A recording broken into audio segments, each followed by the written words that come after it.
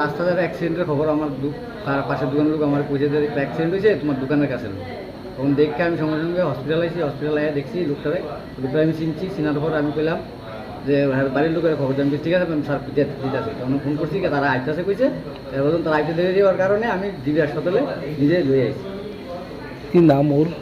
এমন সচিন নম্বর, বয়স কত? 20-21 বছর হবে, বাড়ি দক্ষিণ চরিয়া। ঘটনাটা হয়েছে কোনখানে? সিপাহীজলা নৌকা গাড়ি দিয়ে। কোনখানে লাগছে শরীরের? শরীরে খুব সম্ভবত একটা পায়ে ব্যথা পাইছে, সঙ্গে কেউ আসুন নেই? আর মন তা বলতে পারছি না, আসেন না।